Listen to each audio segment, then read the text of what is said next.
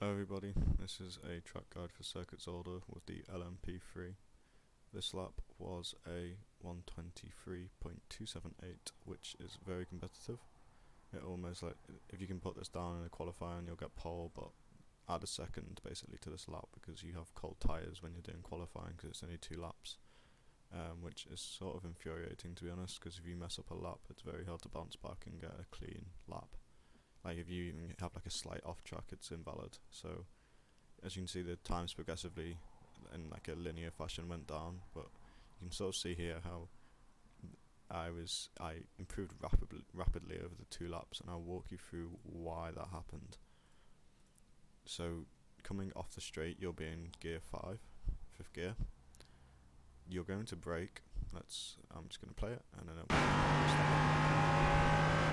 you're going to brake as soon as you sort of reach this white barrier here. You can actually push this braking zone further to when you get to the white barrier, but that's what I use as my braking marker. This lap, my optional bests, I can beat this lap with quite easily, like the first sector.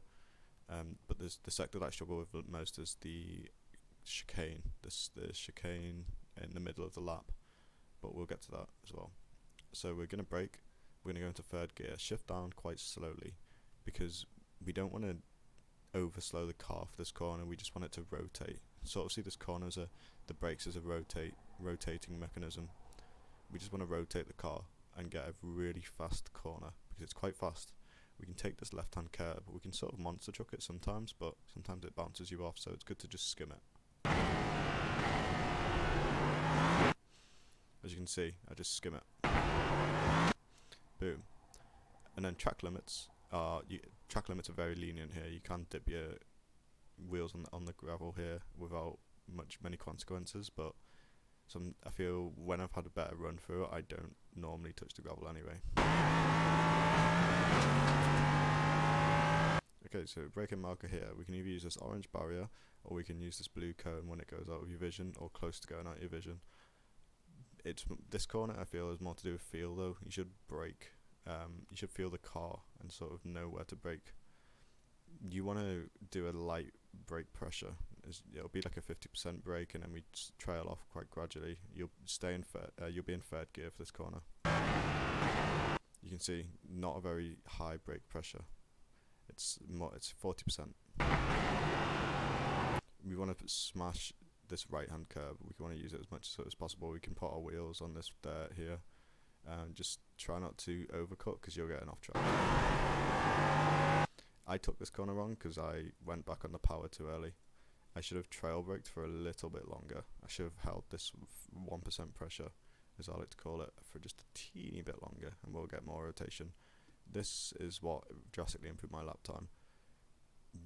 So you brake and then you trail off as the downforce, but you should then plateau the brake at like a 5%, like a very low pressure, and keep that for a sustained period of time throughout the entry of the corner, and that will literally gain you about half a second. I'm not joking. I was stuck on a like a 123.4, 123.5 thereabouts, and then I started incorporating this technique and I improved rapidly because it gives you more rotation.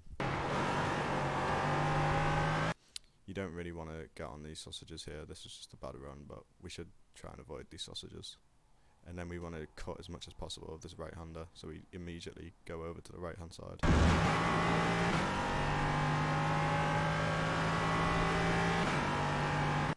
Braking marker here is this. As soon as this exit road ends, then we brake. For this lap, I think, yeah, I didn't brake too hard, but we should do like a 50% pressure for this, and then quickly trail off instead of a low, long pressure, because we want to slow the car down and then focus on a good exit because we have a bit of a straight coming up. This will gain, if you do it correctly, you can gain like a few tenths, definitely, with this corner. So try and maximize the exit speed. You shouldn't overslow, don't get me wrong, but you shouldn't try and carry as much speed in the corner as possible. We should brake to about 50%, let the car rotate, and then we get back on the power hard and nice and early. Yep, we can use these right-hand sausage curbs. We take this corner in 4th as well. So we can use this right hand sausage curb, but sometimes it bounces you out. So I'd recommend just sticking with the normal curb. Oh, I'm so bad at these guys. Track limits here is the sand, basically, the gravel. We don't want to touch the gravel because you will lose a few hundredths anyway. So you can get away with it, but you don't want to go overboard. You can easily use this curb though. Use the curb to your advantage.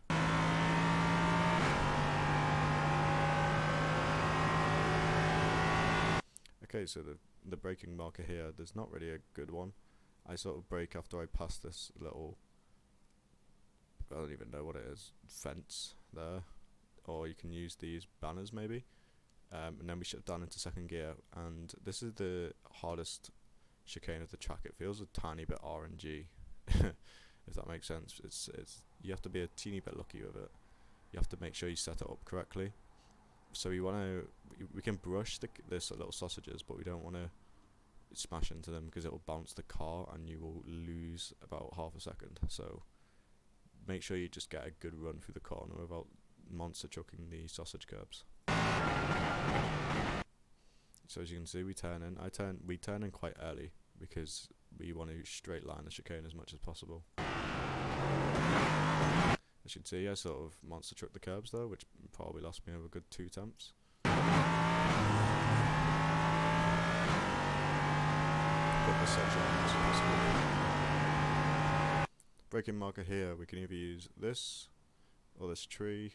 I don't really use it though. I just sort of brake on my intuition, which seems to be pretty accurate, to be honest. I don't know why. Not in intuition, but feel. But we can use this braking marker. We want to shift down into second, and we want to cut as much as possible, but without getting a track limits, because it's very easy to get one here, and a slow down penalty, to be precise. Second gear, so we cut as much as possible, we cut this as much as possible, and then we stay in second, and I'll explain this right-hander, but you want to focus on the exit of the chicane. You don't want to compromise the right-hander too much. If you compromise the right-hander, then you're going to lose a lot of time. So it's quite a tricky chicane, to be honest, because you have to think of the right-hander that comes next. As you can see, we're cutting. Right, this corner is interesting. On cold tyres, I recommend short shifting into third. On warm tyres, I recommend staying into second, because in second, on cold tyres, you will probably hit into traction control too hard, which will compromise your exit.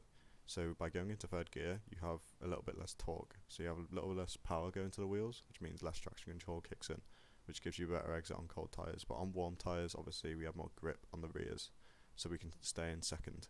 And then we do a 50% lift. I don't really have a reference to where I lift. You should do this on feel. You shouldn't, if you want to get fast, you don't want to use references only. We want to actually feel what the car is doing. That separates good drivers from great drivers. I'm not calling myself great, but I'm working on just feeling the car, because I use references for a very long time. Oh, this is where I should turn in, because I've hit my marker. We want to react on feeling, and we want to sort of understand what the car wants from us. So as you can see, I stay in second, and we do a little 60% lift, and we just try and prioritize exit without hitting into traction control too hard.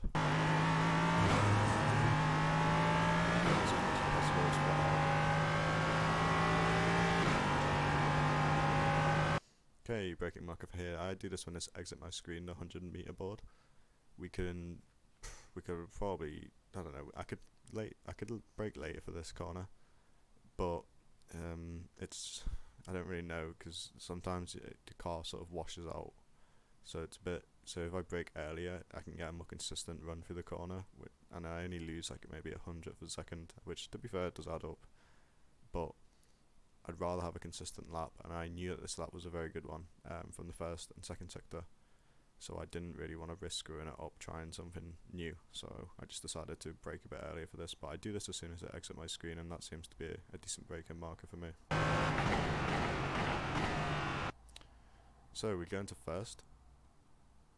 Now we want to hit this curb on the right, and we want to get back on the power nice and early, but try not to overslow for this corner. It's very easy. You can see that I'm sort of holding this 5% pressure. This is still trailing off here, but I do hold a low pressure until I get to the apex. You can see it there. Boom. Still holding that pressure down until I get to the apex.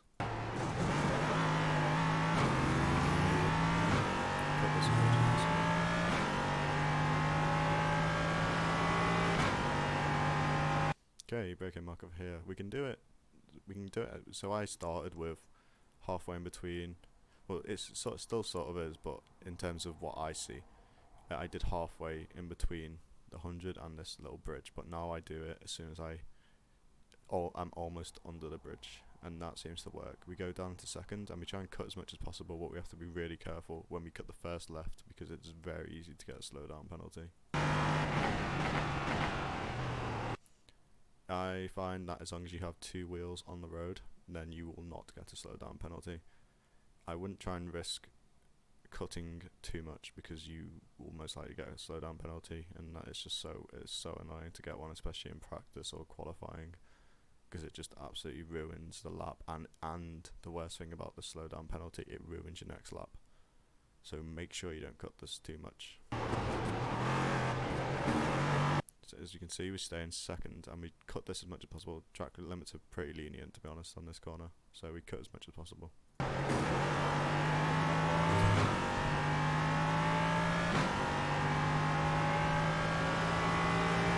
And that is a lap of Zolder. That was a 1:23.278, which is really competitive.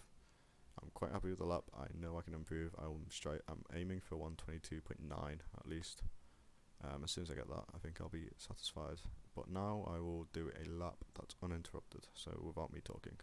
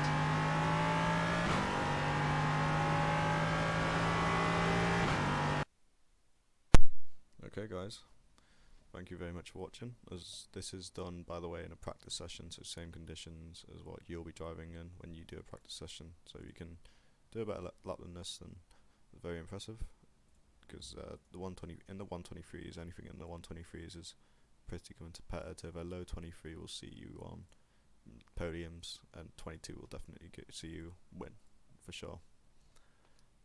Thank you very much for watching. Hope this helps someone.